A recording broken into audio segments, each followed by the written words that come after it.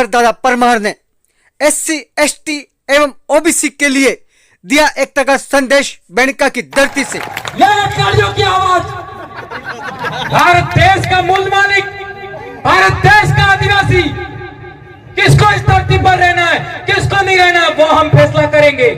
आप कौन होते हो? इस देश के अंदर ईसाइयों का, मुसलमानों का, हिंदुओं का, सिखों का, दलितों का, OBC का, सबका खून बहा है इस धरती पर, तब जाके भारत देश बना है। अंग्रेजों से पहले ईसाई नहीं थे, अंग्रेजों के बाद ईसाई बने हैं। तो पहले कौन थे? या तो आदिवासी होंगे, या SC होंगे, या OBC होंगे। मुसलमानों से पहले इस धरती पर मुसलमान नहीं था। उससे पहले यहां रहने वाले लोग जो आज की तारीख में मुसलमान हैं, वे भी SC होंगे, OBC होंगे।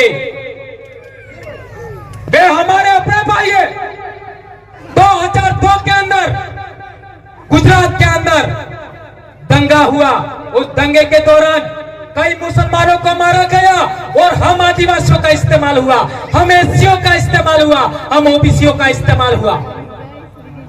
इसी बात से हमने प्रेरणा लिया कि आपका भील प्रदेश के अंदर धर्म के नाम पर दंगा नहीं होना चाहिए। और हम लोग 2008 से प्रयास कर रहे हैं और आज तक डूंगरपुर जिले के अंदर दंगा नहीं हुआ। यह हम लोगों का एक बड़ा अचीवमेंट है मेरे भाइयों। आज के बाद धर्म के नाम पर, राजनीति के नाम पर, संगठन के नाम पर हम लोगों को किसी को थप्पड़ नहीं मारनी है। ये प्रण लेके जाइए। इस बेड़का की धरती से आप लोगों को आदिवासी परिवार का कसम है और इस काबरे की भी सौगन है, सौगन है आपको। आज के बाद आप लोग जाति के नाम पर, धर्म के नाम पर, संगठन के नाम पर, पार्टी के नाम पर किसी को अंगुली नहीं अड़ाएंगे, किसी को थप्पड़ नहीं मारेंगे, किसी को मुक्का नहीं मारेंगे। खून बहाना तो दूर की बात है। ऐसा मैं क्यों कह रहा हूं? हमारे पूर्वज राजा थे, हमारे पूर्वजों ने शरण दिया। डूंगरपुर का दरबार पाल सुराता के अंदर शरण लिया 1812 में। ये पाल लेम्बरवाड़ा के हमारे गमेती भी बैठे हैं। पाल सुराता धूनी के महंत, वो भी हमारे यहां बैठे हुए हैं। उनको भी बोलने का समय देना है। तो मैं कहना चाहता हूं, 1812 के अंदर डूंगरपुर का दरबार हमारे पाल सुराता में शरण के लिए आया था। तो बड़ा वे थे कि हम थे, ये बात समझना है। 1818 में अंग्रेजों से इन लोगों ने समझौता किया, आदिवासियों ने समझौता नहीं किया। 1825 के अंदर आदिवासियों का पहला आंदोलन हुआ। उसके बाद 1860 के आसपास इस बेड़का के लिए डूंगरपुर दरबार और बांसवाड़ा दरबार के बीच में झगड़ा हुआ। उसके लिए हम आदिवासियों ने त्याग बलिदान दिया। लालू डामोर, मिठिया डामोर, पाल मंडल के लोगों ने, इन लोगों का खाना था, खाना आ रहा था, उसको इन लोगों ने रोक करके संदेश दिया कि तुम लोग काहे को झगड़ रहे हो, बेड़का तो हमारा है। आज तक वो गीत चल रहा है, धरती राणो लागो। किस किसने गाया वो गीत? मेरी उम्र के सभी ने गाया होगा, धरती राणो लागो। देश आजाद होने से पहले, अंग्रेजी राज कायम होने के बाद आदिवासियों ने पहली बार बेड़का की लड़ाई लड़ने के लिए एक घटना में उदाहरण दे रहा हूं, 1860 के आसपास। तो क्या पहले समस्या नहीं थी? हकीकत में पहले समस्या नहीं थी।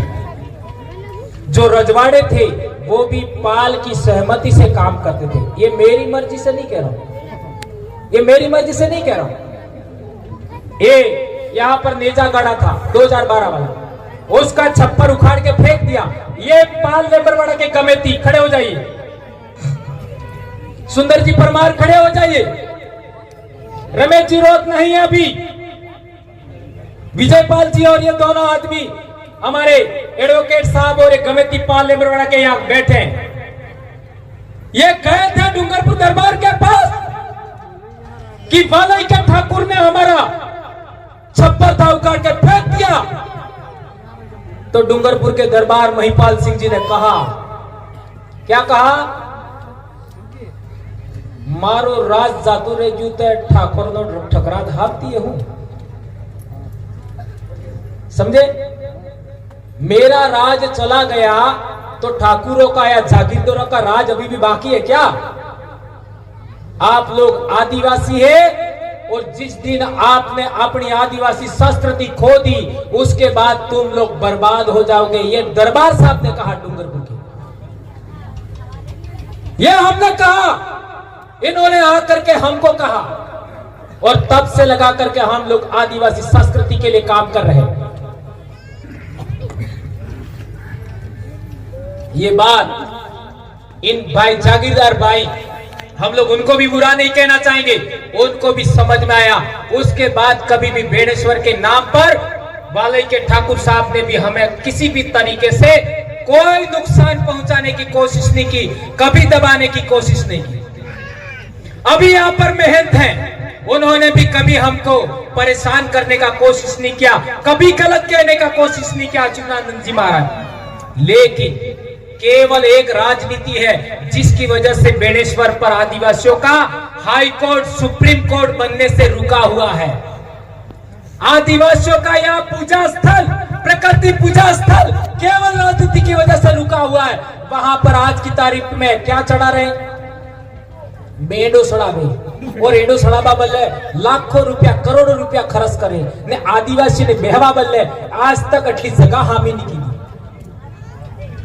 माघ पूर्णिमा का मेला होता है, आदिवासी लोग सड़कों के किनारे बैठे रहते हैं। आज के बाद ऐसा नहीं होगा,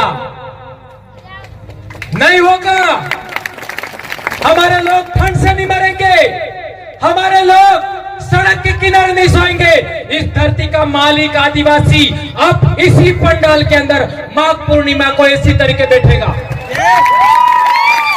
आप लोगों की कसम है, आदिवासी परिवार के बच्चों को एक दिन का 1 रुपया आप आज से देंगे समाज के नाम, इसी पंडाल को विकसित करने के लिए।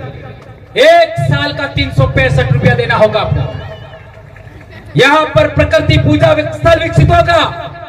माघ पूर्णिमा के मेले के अवसर पर इसी तरीके से पंडाल लगेगा। आज पंडाल है, उससे कई गुना ज्यादा पंडाल लगेगा। आप यहाँ सो सकते हैं, या बैठेंगे, खाना खाएंगे, आराम करेंगे, आप सड़क के किनारे नहीं सोएंगे। इसके लिए आपको दिन का 1 रुपया देने के लिए तैयार होना होगा। हमारे साधु संत वाल्मीकि आश्रम के वहां वाले साधु संत, देवापुरी महाराज के साधु संत, आपका प्रकृति पूजा स्थल है वहां के साधु संत और ये दूसरा साधु है, उन लोगों के लिए आज तक बिजली की जरूरत पूरी नहीं हुई।